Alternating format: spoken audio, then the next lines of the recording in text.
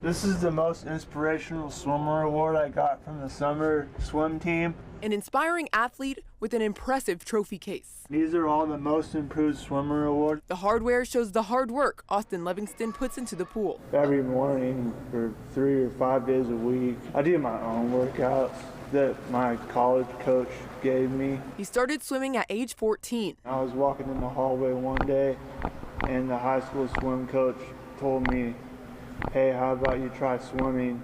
Diagnosed with autism, he found his lane to shine. The swim team was the best place for him. The other kids really look up to him.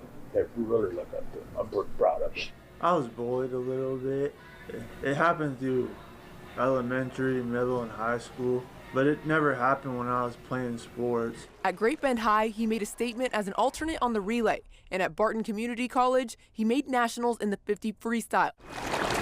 Soon, a role model motivated him even further. I met Michael Phelps, that I was going to do great things. He keeps me to keep swimming. Defying the odds of what many said he could achieve. That's my degree right there, and that's my college degree. But today, swimming holds a new meaning after losing his other half. He had a twin, and Jordan was his name, and he passed away 3 years ago at the age of 27 of cancer. And that pretty much kind of whipped him pretty good. We were pretty close like this. He was my best friend. The sport feels different without his brother Jordan watching in the bleachers. He's doing this to impress his other brother. His brother's looking down on him. Now he's setting his sights on the top. An Olympic gold. To add another goal to his collection. Probably right here somewhere. We'll find a spot. We'll find a spot. And keep making his brother proud. Here for you, Asia Cymone Smith, KSN Sports. At 5 years old, Graham Schmidt took his first swing. I was going to play baseball, but then COVID hit. And I didn't want my kids sitting inside, so I told him I'll take them over to the golf course. A game he picked up quickly. I got him some little clubs. I think I had plastic clubs when I was about 3 years old. I think probably after a month I started watching him swinging it and was like, wow. I mean, he was swinging it. It looked really good. I got a swing coach, and then all that started happening, and I started playing. You know, started seeing him get in the hole, and I think that's when he realized, hey, it's more than about just hitting balls. You got to score as well and do some of those things. After 1 year of playing, he qualified for the USKGF World Championship again and again and again. Each tournament chipping closer to the title. So when I was 6, that'd been my second year playing golf. I got tied for 58th, and then when I was 7, I got 45th, and then as a 8-year-old, tied for 15th. At 9, Graham had his best finish yet, with his father by his side. I was able to caddy for him, and with us playing all of our practice rounds and all the things we did, you know, I felt like I had a good understanding of what we needed to do. Some kids at that big of a tournament, they'll pay a caddy to come caddy for their son, but I thought that I had a good enough caddy, and he did me well. Well enough to win it all. It felt very good that I won. I was thankful that things went my way. I knew I was tied going into the third day. I knew I had to shoot a good round, and that's what happened. Graham's athleticism comes from his parents, both collegiate track athletes. Dylan, now a 4-time state champion head football coach at Andale High, but he's urging his son to pave his own path. I've told him before, I said, I think you're most talented at golf. I hope you work really hard at it, but ultimately what matters most is that he enjoys it. I like all of them, really. That's my favorite thing about all sports, that you can like them. Don't have to choose one when you're 9 years old. With the first world title of his career, Graham is now driving towards bigger goals. Here for you, Asia Cymone Smith, KSN Sports.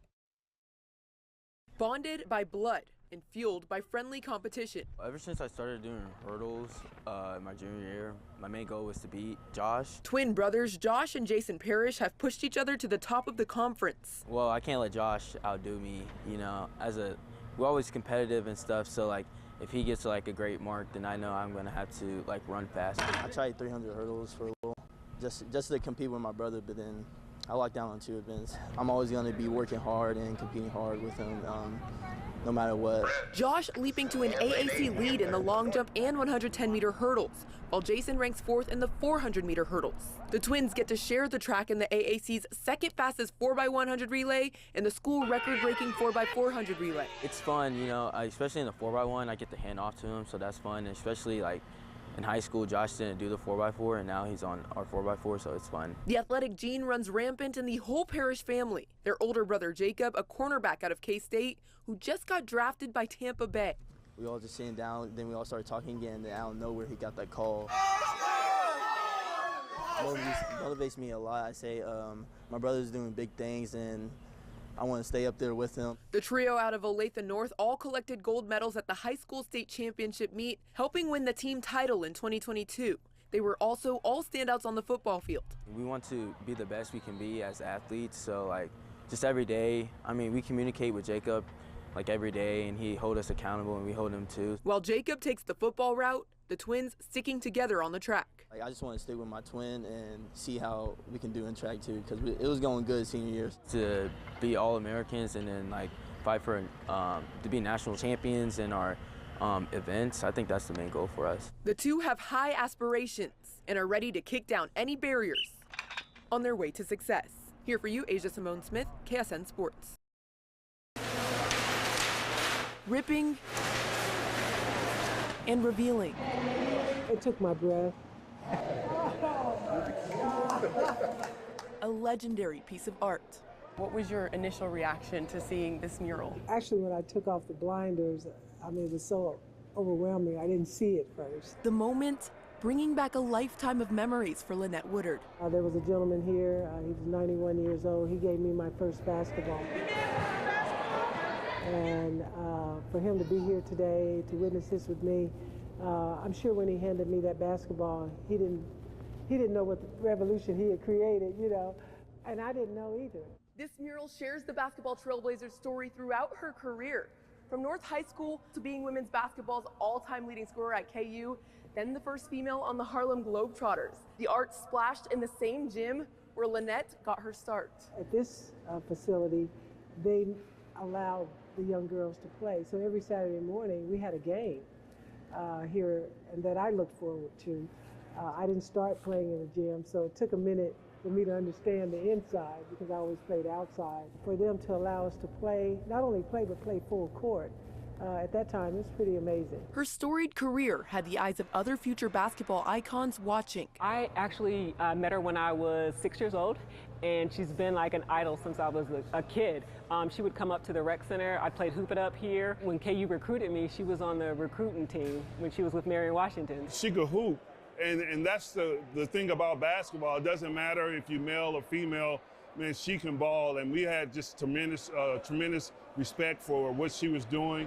How full circle do you feel like women's basketball has come since you remember growing up and playing? Oh yeah, it is catapulted to an all-time high today with the rise of Angel Reese and Caitlin Clark, and so many young dreams being developed right now. So women's basketball has all the potential in the world to continue to just grow. I remember when they were speaking, they called you a star and an ambassador for young kids. How did it feel to just hear people describing you in that way? It feels really good because honestly, that's how I try to live my life. I try to pour into the young people, really giving them language, how to deal with the life that we live. This new era of girls players in Wichita have a woman they can continue to look up to. The same woman who paved the path for past generations. Here for you, Asia Cymone Smith, KSN Sports.